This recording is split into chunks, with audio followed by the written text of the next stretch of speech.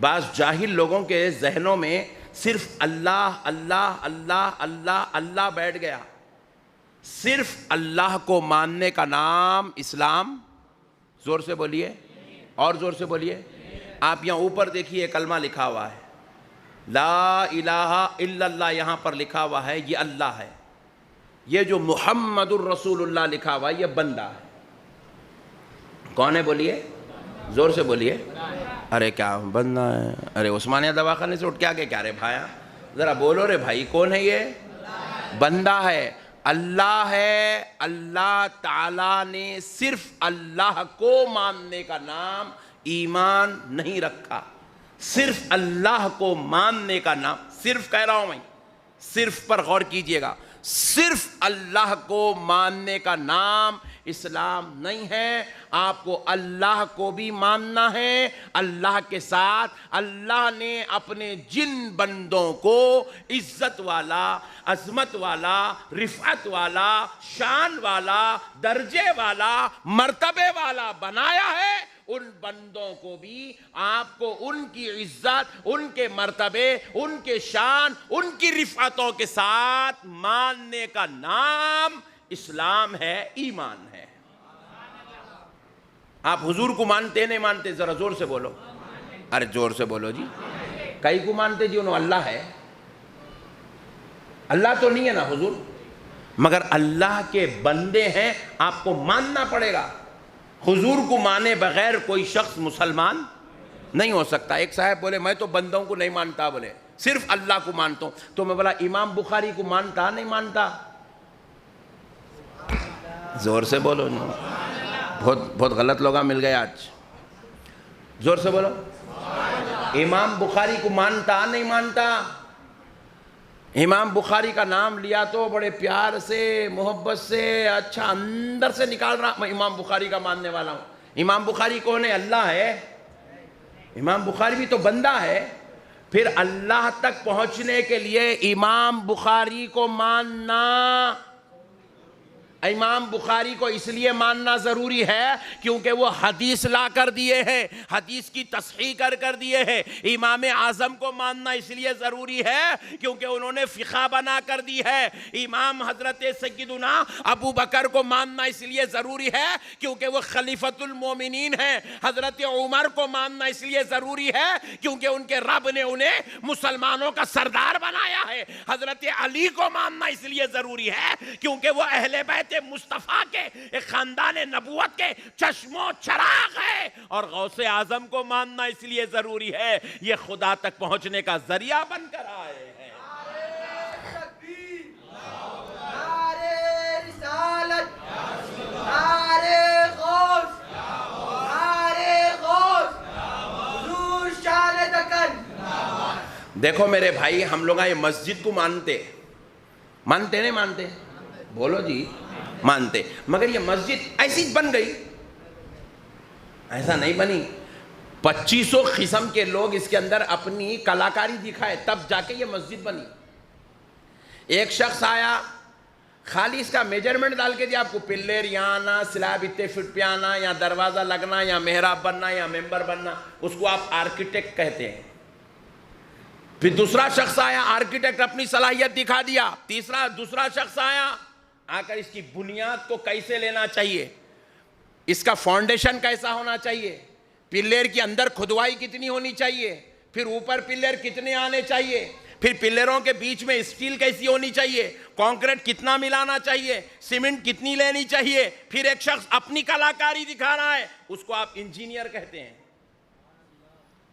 آپ دیکھیے مسجد بولے تو خالی مسجد ایسا نہیں ہے, اسلام بولے تو خالی اسلام ایسا نہیں ہے, اس کے اندر سب کی محنت لگی ہوئی ہے. یہ مسجد ہے تو خالی مسجد مسجد مسجد, ابے دیوانے مسجد تو پہلے ہے, لیکن یہ سمجھ مسجد ہوئی کیسے؟ اس کے اندر آرکیٹیکٹ کی کلاکاری محنت لگی ہے, اس کے اندر انجینئر کی دن رات کی محنت لگی ہوئی ہے.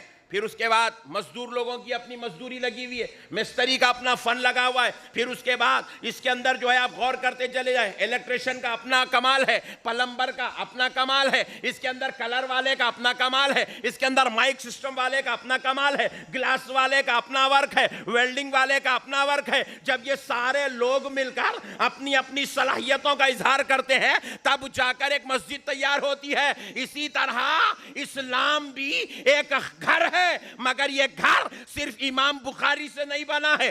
امام بخاری اس میں حدیث کی خدمت کر رہے ہیں، امام اعظم اس میں فقہ کی خدمت کر رہے ہیں، غوث اعظم خدا کے بندوں کی خدمت کر رہے ہیں، حضرت علی اس کے اندر امامت کی خدمت کر رہے ہیں، حضرت ابوبکر صداقت کا مرکز بن کر آئے ہیں، حضرت عمر عدالت کے سردار بن کر آئے ہیں، حضرت عثمان حیا کے امام بن کر آئے ہیں، مولا علی المرتضی بہادر و شجاعت کا مرکز بن کر آئے ہیں۔ نعرے تکبیر، نعرے رسالت، نعرے حیدری، نعرے غوث، حضور شان دکن۔ یہ جو اسلام ہے بھیجنے والا خدا ہے، اس کو سنوارنے والے بندے ہیں۔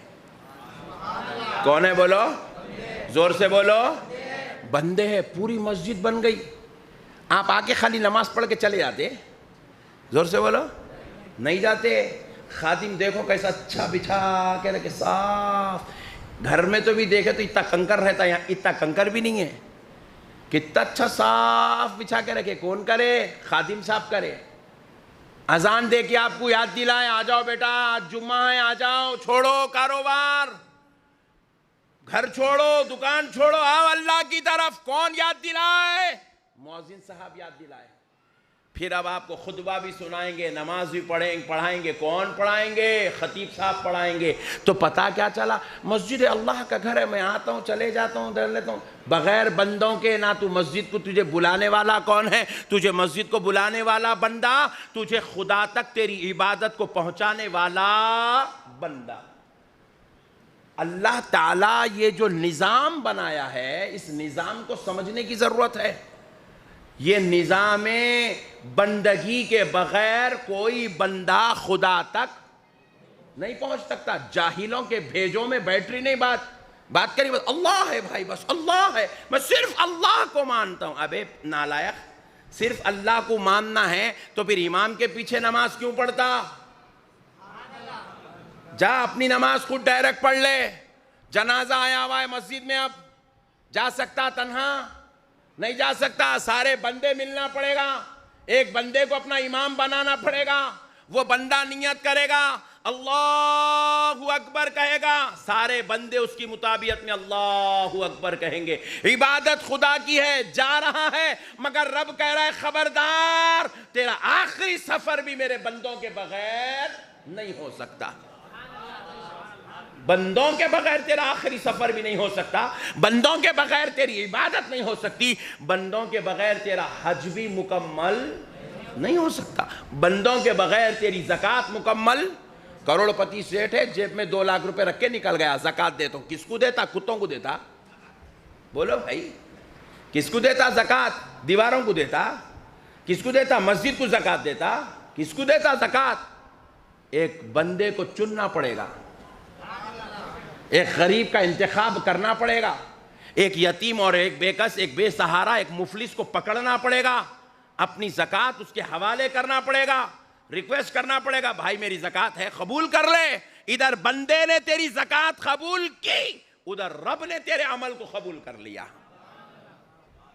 بندے کے بغیر تیرا عمل بھی نہیں ہو سکتا میرے بھائی، نہ نماز ہو سکتی، نہ زکوٰۃ ہو سکتی، نہ روزہ ہو سکتا، نہ زکوٰۃ، نہ حج، کچھ بھی نہیں ہو سکتا۔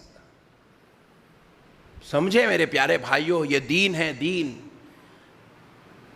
دیوانے پنے کے باتیں کر کے اپنی آخرت کو برباد نہیں کرنا چاہیے۔ آپ تو نہیں کرتے، بازو والوں کو بول رہا ہوں، ایسی حرکتیں کر لے کہ اپنی آخرت خراب کر رہے ہیں، اللہ کو ناراض کر رہے ہیں۔ صرف اللہ اللہ ہے، تو پھر یہ قرآن پاک کے اندر اللہ اللہ ہو کر اپنے ولی کی کرامت کو کیوں بیان کر رہا ہے؟ ایسی کرامت بیان کیا صاحب اللہ رب العزت نے قرآن کے اندر، خدا کی قسم آج 1400 سال تک بھی انسان کی عقل دنگ ہے، یہ کیسا ہو سکتا ہے؟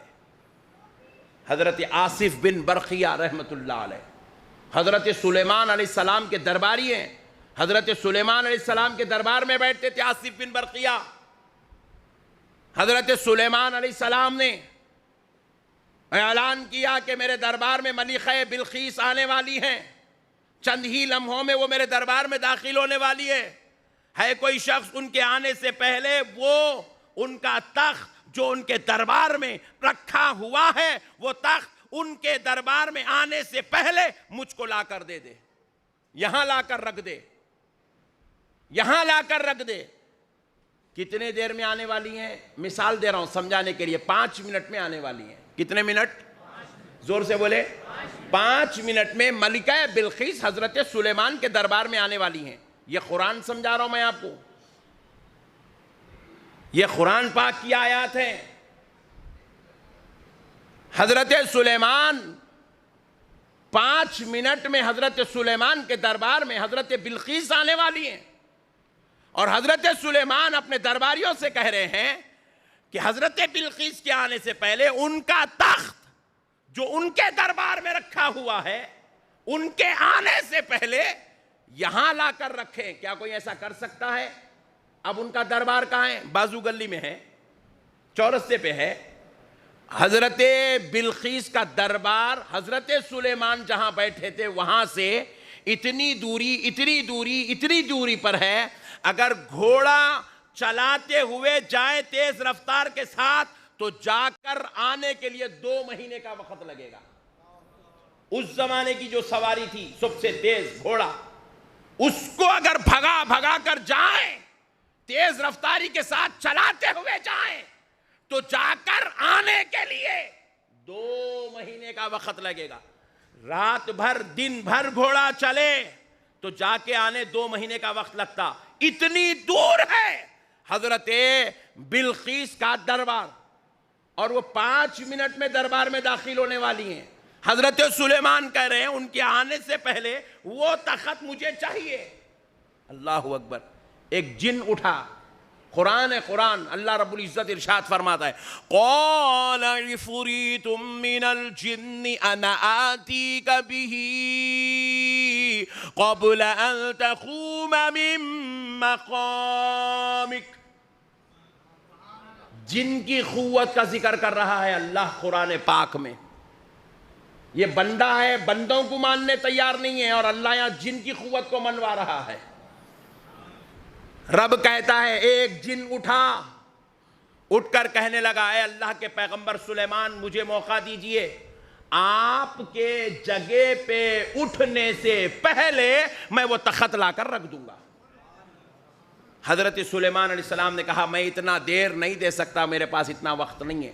آپ پوچھیں گے اٹھنے کتنی وقت لگتی؟ تو اصل مسئلہ یہ تھا اٹھنے سے پہلے مطلب حضرت سلیمان جب اپنے دربار میں صبح میں بیٹھ جاتے شام میں اٹھتے تھے۔ آپ کے اٹھنے سے پہلے مطلب شام ہونے سے پہلے لا کے دیتا ہوں۔ حضرت سلیمان علیہ السلام کے دربار کا جن 2 سے 4 گھنٹے کا وقت مانگا۔ حضرت سلیمان نے کہا میں اتنا وقت تم کو نہیں دے سکتا، بیٹھ جاؤ۔ پھر کہا ہے کوئی اور شخص جو اس سے بھی پہلے وہ تخت مجھے لا کر دے؟ اللہ کا ولی کھڑا ہوا، حضرت آصف بن برقیہ کھڑے ہو کر کہنے لگے اللہ کہہ رہا ہے، قرآن پاک ہے، حضرت آصف بن برقیہ کی پہلے تعریف کر رہا ہے اللہ، قال الذی عنده علم من الکتاب۔ ایک ایسا شخص کھڑا ہوا جس کے سینے پر کتاب کا علم اترا تھا، یعنی کہ جس کے سینے کو اللہ نے علم کے لیے چن لیا تھا، وہ علم والا محبوب خدا اللہ کا ولی کھڑا ہوا۔ پھر اس کے بعد رب فرماتا ہے وہ کہنے لگا انا آتیک بہ قبل ان یرتد الیک طرفک۔ اے اللہ کے پیغمبر آپ مجھے اجازت دیجئے، آپ کے پلک جھپکنے سے پہلے وہ تخت لا کر دے دوں گا۔ اللہ اللہ اکبر اللہ اکبر. یہ کرامت ہے اللہ کے ولی کی, اس کا تذکرہ قرآن میں اللہ کر رہا ہے. نعرہ تکبیر، نعرہ تکبیر، نعرہ رسالت، نعرہ رسالت، نعرہ غوث، نعرہ غوث، حضور شان دکن. آپ کرامتوں کو ماننا نہیں چاہ رہے, اللہ قرآن کے ذریعے سے منوانا چاہ رہا. اب بندے کی سننا, اللہ کی سننا. زور سے بولو بھائی. اگر اللہ کو یہ کرامت پسند نہیں ہے, اولیاء اللہ پسند نہیں ہے, اولیاء اللہ کے مناقب پسند نہیں ہے, اولیاء اللہ نام کی چیز ہی اللہ کو پسند نہیں ہے, جیسے یہ ہماری قوم درگاہوں سے نفرت کر رہی, ولیوں پہ اعتراض کر رہی, ولیوں کے اوپر جو ہے جھگڑے کر رہی ہے, ولیوں کی مزارات کو, گنبدوں کو توڑنے کی بات کر رہی ہے, اولیاء اللہ سے نفرتیں کرتی ہے. ارے ظالموں, اگر اللہ کو بھی اپنے محبوبوں سے اگر نعوذ باللہ پیار نہیں ہوتا, اللہ ان کو مذہب میں کوئی مقام و مرتبہ نہیں دیتا, تو کیا خدا ہو کر آصف بن برقیہ کی کرامت کا ذکر اپنے مقدس کلام قرآن مجید میں بیان کرتا؟ اور پھر وہ بھی کیسی کرامت بھائی. 2 مہینے کی جو مسافت کا سفر ہے, آصف بن برقیہ کہہ رہے ہیں آپ کے پلک جھپکنے تک لا کے دے دیتا ہوں, بول رہے ہیں. اللہ اکبر. پلک جھپکنے کتنی دیر لگتی؟ میں جب یہ پڑھا, جب ہم مولوی میں تھے پڑھا, تو میں بولا پلک جھپکنے لگتی کتنی دیر رہے بھائی. جب انٹرنیٹ نیا شروع ہوا تھا تو انٹرنیٹ پہ سرچ کرے تو پتہ چلا سیکنڈ کے 20ویں حصے میں پلک جھپکتے گتے ہیں. 20ویں حصے میں, یعنی کہ نارملی اگر آپ پلک جھپک رہے ہیں, نارمل جیسا ہم لوگ جھپکتے ہیں, پلک اگر آپ جھپکیں گے تو 1 سیکنڈ میں 5 مرتبہ جھپکتے, یعنی کہ 1 سیکنڈ کی بھی بات نہیں کر رہے ہیں.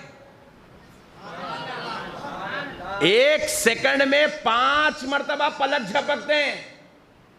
میں کوئی حدیث نہیں سنا رہا ہوں, تو ہولے جو ہے ضعیف بولے مولانا بول کے لائٹ لے کے نکل جائیں گا. قرآن ہے اللہ کا کلام, انکار کریں گا کافر ہو جائیں گا, آخرت برباد ہو جائیں گی. ان یرتد الیک طرفک, آپ کے پلک جھپکنے سے پہلے لا کے دیتا ہوں, بول رہے ہیں. 2 مہینے کی مسافت جانے اور آنے کے لیے جو ٹائم لگتا ہے, اللہ کا ولی کہہ رہا ہے سیکنڈ کے 20ویں حصے میں لا کے دیتا ہوں, بول رہا ہے. سیکنڈ کے 20ویں حصے میں, سیکنڈ بھی نہیں چاہیے. ایسی کرامت کو اللہ قرآن میں بیان کر رہا ہے. اللہ کرامت بیان کر کے بندوں کو بتانا چاہتا ہے, بعض ایسے میرے بندے ہیں, میں نے ان کو تمہاری طرح عام درجے کا انسان نہیں بنایا, ان کو میں نے اپنی قدرتوں کا جلوہ دے کر پیدا کیا ہے, ان کو میں نے عزت و شان دے کر پیدا کیا ہے, ان کو میں نے عظمت و رفعتیں دے کر پیدا کیا ہے, ان کو میں نے ایسی قوت عطا کر دی ہے.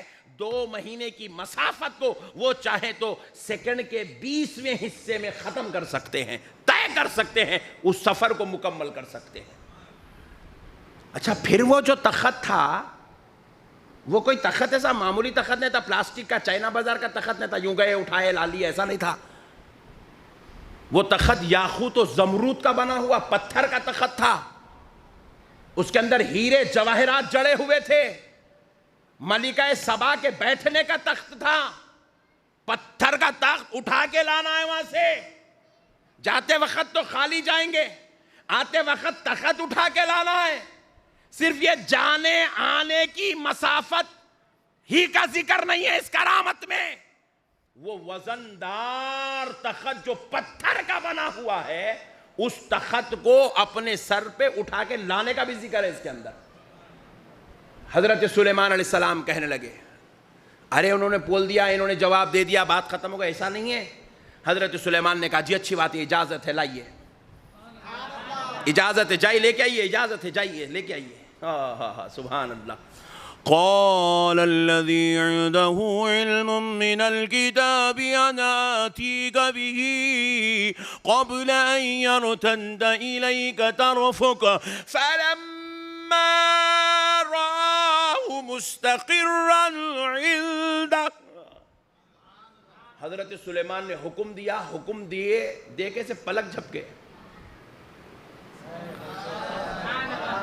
حکم دے کے بس پلک جھپکے،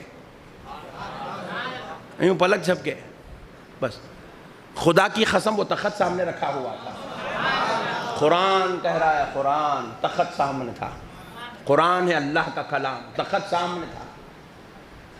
مسافت بھی طے ہو گئی، وزندار تخت اٹھا کے لا کے رکھ بھی دیے. پھر حضرت سلیمان نے جیسے ہی یہ معاملہ دیکھا، بندے کی یہ شان ہے، بندہ اسی عظمتوں کا مالک ہے، وہ چاہے تو بندے کو اتنی شان و عظمت کا مالک بنا دے. تو پھر حضرت سلیمان کہنے لگے قال ھذا من فضل ربی، یہ جو شان میرے بندے کو ملی ہے، یہ جو آج مرحلہ طے ہوا ہے، یہ سب میرے رب کے فضل سے ہے. اللہ اللہ اللہ اللہ. جب رب رب ہو کر اپنے بندوں کو ایسی شان و عظمت کا مالک بنائے، اپن غلام ہو کر ماننے میں ٹینشن کئی کو. ماننا نہیں ماننا بولو بھائی، بولو نا جی ذرا زور سے. ماننا میرے بھائی، ماننا. غوث اعظم کو ماننا، غوث اعظم کی کرامتوں کو ماننا، غریب نواز کو ماننا، غریب نواز کی کرامتوں کو ماننا. اللہ کے یہ وہ بندے ہیں، ہاتھ اٹھا دیں، خدا کی قسم کان کھول کر سن لو، یہ وہ بندے ہیں، ہاتھ اٹھا دیں تو اللہ تعالی ہجڑوں کو اولاد عطا فرما دیتا ہے. سرکار ہاتھ اٹھا دیے تو جو سورج ڈوب گیا، قدرت چلے گئی. سورج کے ساتھ جو قدرت تھی، وہ قدرت جو ہے اللہ کے حکم سے سورج جو ہے ڈوب گیا. حضور ہاتھ اٹھا دیے تو اللہ ڈوبے سورج کو پلٹایا نہیں پلٹایا؟ زور سے بولو. ارے اللہ، زور سے بولو جی. ارے جب حضور ہاتھ اٹھا دیتے ہیں اللہ پلٹا دیتا ہے، تو یہی تو اللہ بندوں کو درس دینا چاہ رہا ہے. میرے بندو، میری قدرت سے تو میں نے اس کو ڈبا دیا تھا، اس کے ڈوبنے کا وقت ہو گیا تھا. یہ قدرت کا وقت مقرر تھا کہ فلاں وقت سورج نکلے گا، فلاں وقت سورج ڈوب جائے گا. میری قدرت اور میرے منشے، میری ارادے کے مطابق سورج کا ڈوبنے کا وقت ہو گیا، سورج ڈوب گیا. لیکن پھر میرے مصطفیٰ نے ہاتھ اٹھا دیا، میرے محبوب نے ہاتھ اٹھا دیا، تو لو میرے بندے، میرے مصطفیٰ کی خاطر میں اپنی قدرت کا رخ پھر سے بدل رہا ہوں، میں اپنے ارادے پھر سے بدلتا ہوں، پھر سے سورج کو دوبارہ پلٹاتا ہوں، تاکہ دنیا کو پتا چل جائے محبوبوں کی دعاؤں میں تاثیر کیسے ہوتی ہے. محبوبوں کی دعاؤں میں تاثیر کیسی ہوتی ہے. ہم درگاہ کو یہ کرنے نہیں جاتے، غوث اعظم کو خدا سمجھ کے نہیں جاتے، غریب نواز کو خدا کے جیسا سمجھ کے درگاہ کو نہیں جاتے. حضرت یوسف شریف بابا، سرکار بابا شرف الدین کو ہم خدا کے برابر سمجھ کے نہیں جاتے، ہم ان سے دعائیں کرانے کے لیے جاتے ہیں. کیونکہ اے اللہ کے محبوبو، تم وہ ہو، تم ہاتھ اٹھا دو تو بندے کی تقدیر بدل دی جاتی ہے. ذرا ہاتھ اٹھا دو ہمارے حق میں، تاکہ اللہ تمہاری دعاؤں کی برکت سے ہمارے معاملات کو بہتر سے بہتر فرما دے، ہمارے لیے خیر کا معاملہ کرے، فضل اور کرم کا معاملہ کرے. اور خدا کی قسم، جب اللہ کا ولی ہاتھ اٹھاتا ہے، مقدر بدل جاتی، تقدیر بدل جاتی ہے. میرے بھائیوں، اللہ کے واسطے ان مسائل کو سمجھو. اللہ اللہ ہو کر اپنے محبوبوں کو یہ شان دیا ہے، اس نے یہ مقام دیا ہے، اس نے یہ مقام دیا. حضرت سیدنا امام زین العابدین رضی اللہ تعالیٰ عنہ کو قیدی بنا کر، خاندان نبوت کی عورتوں کو قیدی بنا کر، ملعون، مردود، کافر، بدبخت یزید کے دربار میں لے جایا جا رہا تھا، یزید کے پاس لے جایا جا رہا تھا. تو راستے میں ایک شخص ہرنی کے بچے کو شکار کیا. سبحان اللہ، ہرنی کے بچے کو شکار کیا، شکار کر کے پکڑ کے لے جا رہا ہے، اور ہرنی بلک بلک کر رو رہی ہے. اور روتے ہوئے ہرنی حضرت امام زین العابدین کے پاس آئی. آ کر کچھ اپنی جو زبان ہوتی ہے، ان کی اپنی جو انداز ہوتے ہیں، اس انداز میں وہ حضرت امام زین العابدین کے سامنے تڑپ کا اظہار کر رہی ہے. تو اس خاندان نبوت کے چشم چراغ کو دیکھا نہ گیا. حالانکہ خود قیدی بن کے جا رہے ہیں، خود پر ظلم کے پہاڑ ٹوٹ رہے ہیں، تپتی ہوئی ریت میں، انتہائی گرم دھوپ میں، ہاتھوں میں پیروں میں بیڑیاں ڈال کر ان کو لے جایا جا رہا ہے۔ خاندان نبوت کی مقدس خواتین ان کے پیچھے ہیں۔ حضرت زین العابدین کو ایک ہرنی کا رونا دیکھا نہ گیا۔ آپ نے وہ شکاری کو آواز لگائی جو دور جا رہا تھا، اس ہرنی کے بچے کو شکار کر کے پکڑ کے لے جا رہا تھا۔ آپ نے آواز لگائی کہ ارے یار، اس کے بچے کو دے دے، اس کے بچے کو دے دے۔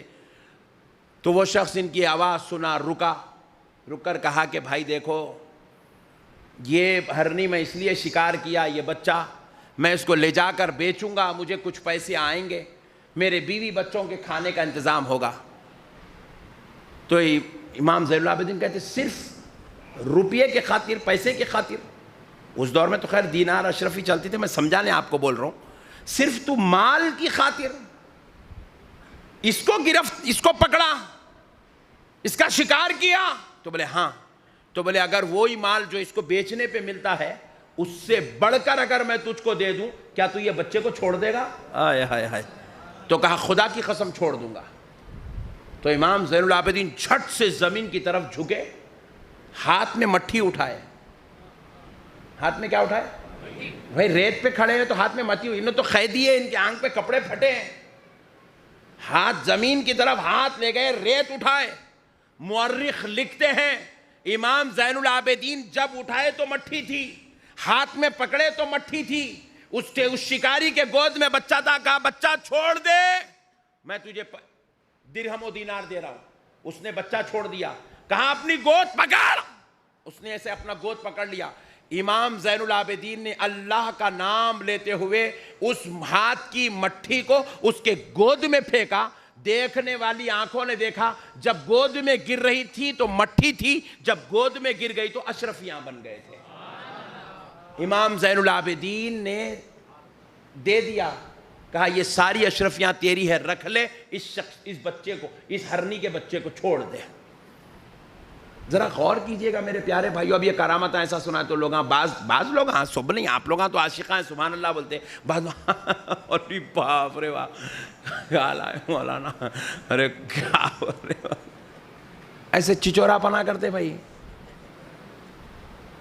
میں آپ سے پوچھنا چاہ رہا ہوں میرے پیارے بھائیو، اللہ رسول کو حاضر ناظر جان کے آپ بتاؤ، اللہ اگر اپنے محبوبوں کو یہ شان دینا چاہے تو کیا اللہ کے لیے کوئی بڑی بات ہے؟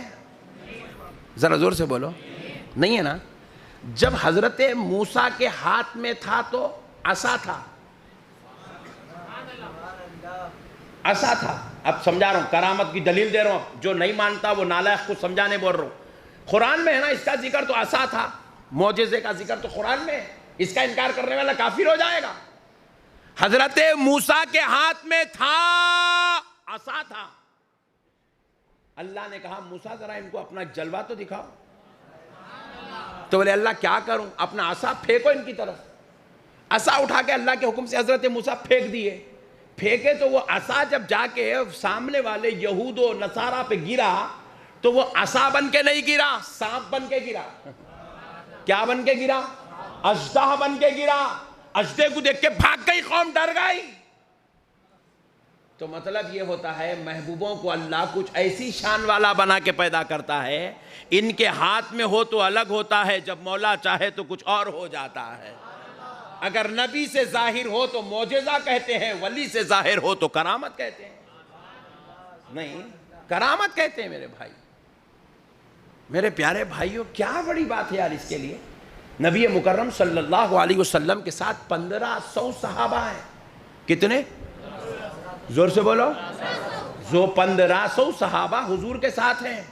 پانی ختم ہو گیا، ریگستان میں کھڑے ہیں، دور دور تک کوئی کنواں، کوئی ندی، کوئی تالاب، کوئی جو ہے گڑھا نظر نہیں آ رہا ہے پانی کے لیے۔ نہ وضو کرنے پانی ہے، نہ غسل کے لیے پانی ہے، نہ طہارت کے لیے پانی ہے، نہ پینے کے لیے پانی ہے۔ بڑے پریشان ہو گئے صحابہ۔ 1500 صحابہ بغیر پانی کے ریگستان میں چل رہے ہیں۔ نبی مکرم صلی اللہ علیہ وسلم نے جب دیکھا کہ صحابہ پانی کے لیے بڑے پریشان ہیں، طہارت کے لیے بڑا مسئلہ ہو رہا ہے، غسل کی حاجت ہو گئی ہے، پانی نہیں ہے، نبی مکرم علیہ الصلوۃ والسلام نے کہا کسی کے پاس کچھ تھوڑا بہت پانی ہے؟ سب نے آواز یا رسول اللہ ایک خطرہ بھی پانی نہیں ہے، 1500 صحابہ ہیں، ایک خطرہ پانی نہیں ہے۔ نبی نے کہا کسی کے پاس کٹورا ہے؟ کہا ہاں یا رسول اللہ کٹورا ہے، بولے ادھر لاؤ۔ نبی کے سامنے کٹورا رکھا گیا، آمنہ کا لال کٹورے میں اپنے 5 انگلیاں رکھ دیا، سبحان اللہ سبحان اللہ، 5 انگلیوں سے اتنا پانی اتنا پانی اتنا پانی اتنا پانی نکلا 5 انگلیوں سے۔ 1500 صحابہ نہا لیے، 1500 صحابہ وضو کر لیے، 1500 صحابہ پی لیے، پھر 1500 صحابہ میں جس کے پاس مشکیزیں تھے مشکیزیں بھر کے سیف کر کے چلنے لگے۔ ارے اللہ ہو کر محبوبوں کو یہ شان و عظمت کا مالک بنائے، تو بندہ ہو کے قبول کرنے میں جھگڑا کئی پورے۔ میں صحیح بول رہا ہوں غلط بول رہا ہوں؟ بولو جی، پھر ذرا زور سے بولو جی، کئی کو جھگڑا بھائی، اللہ دے رہا نا میرے بھائی۔ اچھا اللہ اچھا 1500 ہم سے بہتر تھے یا ہم بہتر ہیں؟ ان کی جوتی کی دھول کو بھی نہیں پہنچتے اپن، وہ اتنے بڑے مرتبے کے لوگ ہیں، ان کی جوتی کی دھول کے ذروں کو بھی ہم لوگ نہیں پہنچتے، ان کے در پہ بیٹھنے والے کتوں کی دھول کو بھی نہیں پہنچتے ہم، وہ اتنے بڑے مرتبے کے لوگ ہیں۔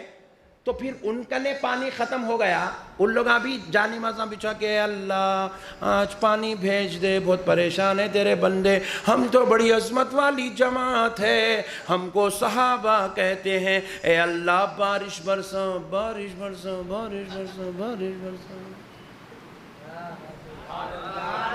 اللہ ہے ان کو نہیں معلوم تھا، پھر انہوں خالی تنہا بھی نہیں ہے، ان کے بیچ میں تو اللہ کا پیغمبر ہے، رسولوں کا سردار ہے۔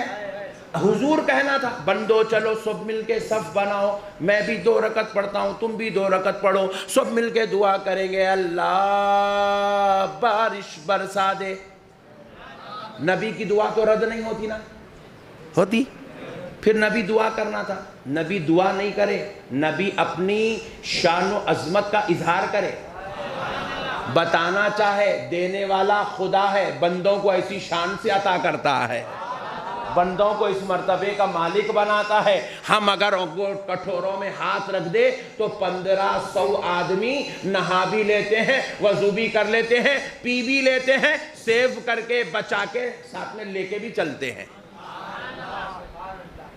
اللہ اکبر میرے پیارے بھائیوں۔ اچھا اب حضور کی اس معجزے دکھانے سے اب میں اگر معجزے کو مان لیا تو کیا میں اللہ کے خلاف ہو گیا؟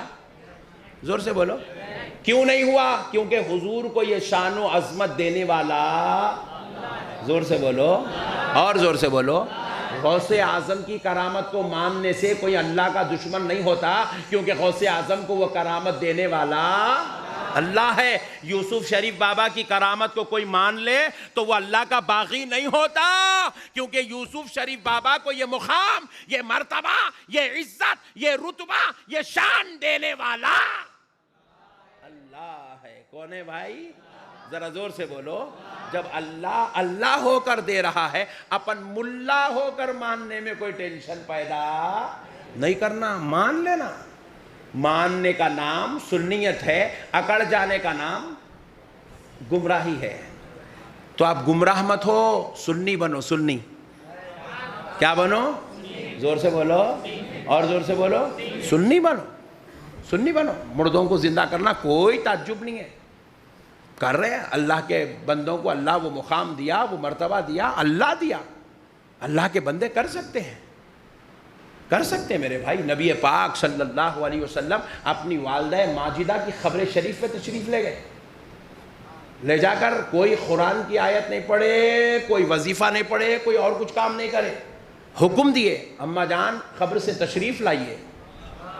نبی پاک کی والدہ کی قبر اقدس شق ہوئی، حضور کی والدہ قبر شریف کے اندر سے تشریف لائی۔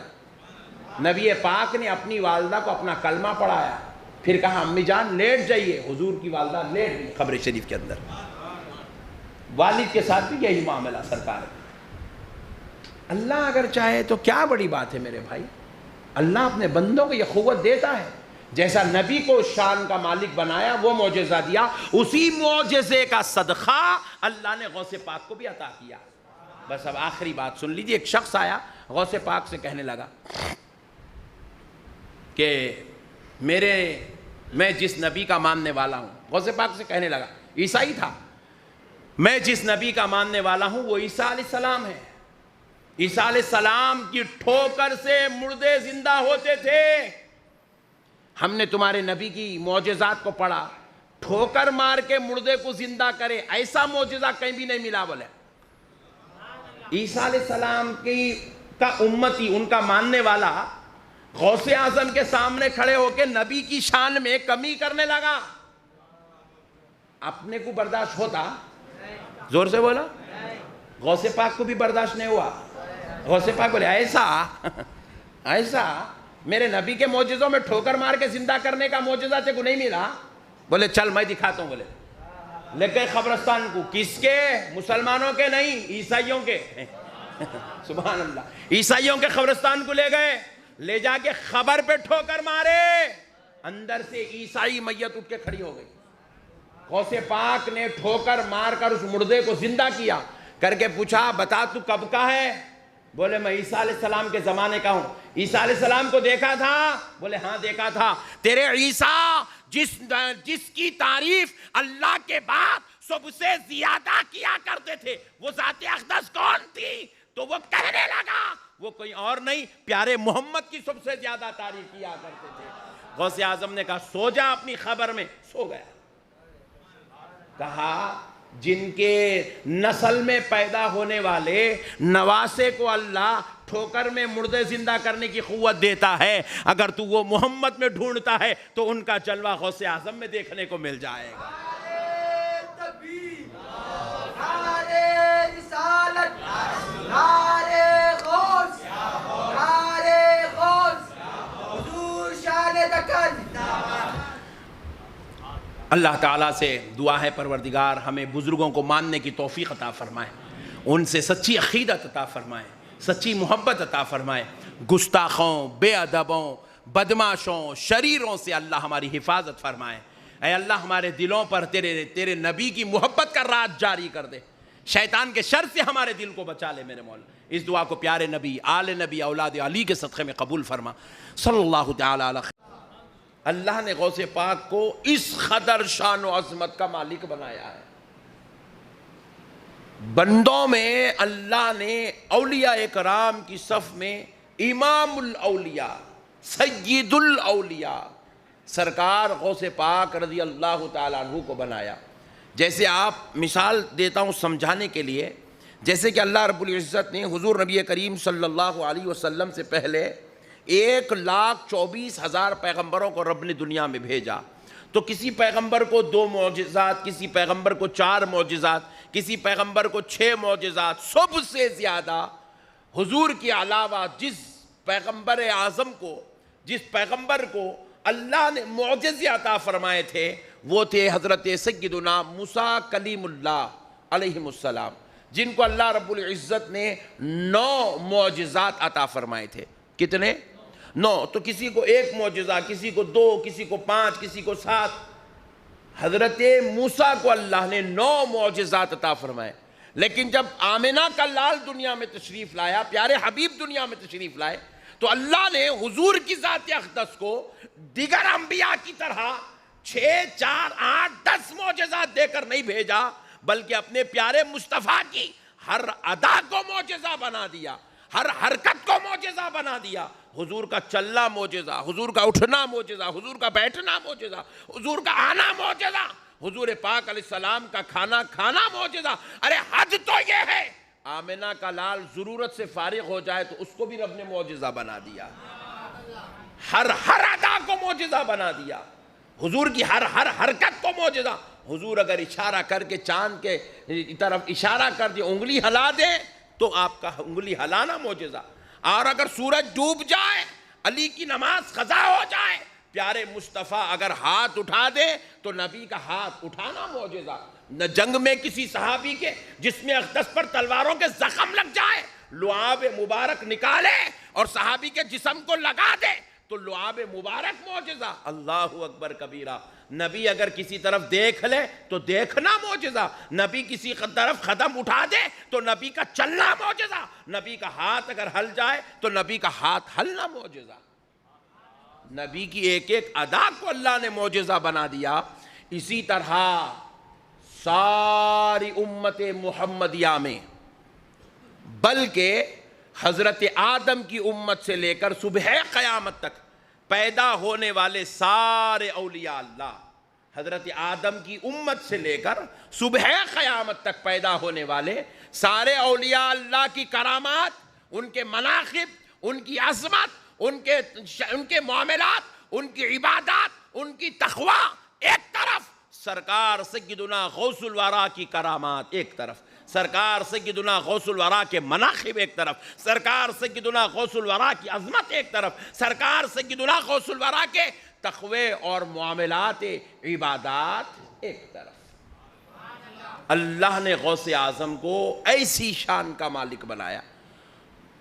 حضور نبی کریم صلی اللہ علیہ وسلم کا خاص حصہ دعاؤں کا، نگاہ کرم کا، عطا کا، نوازش کا اللہ نے سرکار سیدنا غوث الورا کو عطا فرمایا. سرکار سیدنا غوث الورا دو چار کرامتیں، دو چار ادائیں لے کر پیدا نہیں ہوئے. غوث اعظم صرف یہ کرامت نہیں تھی کہ آپ کسی مردے کو زندہ کر دیں یا کسی بھوکے کو کھانا کھلا دیں، یا پھر غوث پاک کا صرف یہ کرامت نہیں تھی کہ ڈوبی ہوئی کشتی کو باہر نکال دیں. سرکار غوث اعظم کی ہر ادا کو اللہ نے کرامت بنا دیا تھا، ہر ادا کو کرامت بنا دیا تھا. سرکار غوث اعظم اگر چلتے تو چلنا کرامت. آپ اپنی ماں کے پیٹ میں ہیں، کرامت. اللہ اکبر. آپ کے بچپن کے دوست کا انتقال ہو گیا تو آپ کی کرامت. آپ نے اپنی کرامت سے اس کو زندہ کیا. سرکار سیدنا غوث الورا رضی اللہ تعالیٰ عنہ سے کرامتوں کا صدور لمحہ لمحہ ہوتا تھا. ہر آن ہر گھڑی کرامتوں کا صدور ہوتا تھا. سرکار سیدنا غوث الورا رضی اللہ تعالیٰ عنہ سے آپ کی ہر ادا میں اللہ نے کرامت رکھ دی تھی. اللہ اکبر. ایسی شان کے مالک بنا کر آپ دنیا میں بھیجے گئے. اور یہی وجہ ہے کہ آج نہ صرف ایک عام درجے کا مسلمان، ایک عام درجے کا انسان، بلکہ دنیا کے سارے علماء، سارے فقہا، سارے محدثین، سارے مفسرین، سارے صوفیاء، سارے اولیاء، سارے ابدال حضرت سیدنا غوث الورا کو اپنا امام مانتے ہیں اور ان کے وسیلے سے اپنے پروردگار کی بارگاہ میں دعائیں پیش کرتے ہیں. اور اللہ تبارک و تعالی ہر کس و ناکس کو غوث پاک کے صدقے سے عطا فرما دیتا ہے، غوث پاک کے وسیلے سے عطا فرما دیتا ہے. اسی لیے پیارے بھائیوں، نہ یہی نہیں بلکہ ایسی کئی سینکڑوں چیزیں ہیں حضرت سیدنا غوث الورا رضی اللہ تعالیٰ عنہ کے تعلق سے بیان کیا گیا ہے. اور اب کرامات کی بات چلی ہے تو ایک بات آپ کے گوشے گزار کرتا ہوں. بعض لوگوں کا خیال ہوتا ہے کہ بھائی اللہ کو ماننا چاہیے، بندوں کو ماننے میں کیا ہے. سب کئی کو یہ بندوں کے پیچھے، نقشبندی صاحب یہ بندوں کی اتنی عظمت ہے، کئی کو بیان کرتے ہیں، آپ اللہ کی عظمت بیان نہیں کرتے، بندوں کی عظمت بیان کرتے ہیں. تو میرے پیارے بزرگوں اور دوستو، یاد رکھیے گا، اچھی طرح ذہن نشین کر لیجئے، صرف اللہ کو ماننے کا نام اسلام نہیں ہے. یہ بہت بڑی بات میں آپ سے عرض کر رہا ہوں.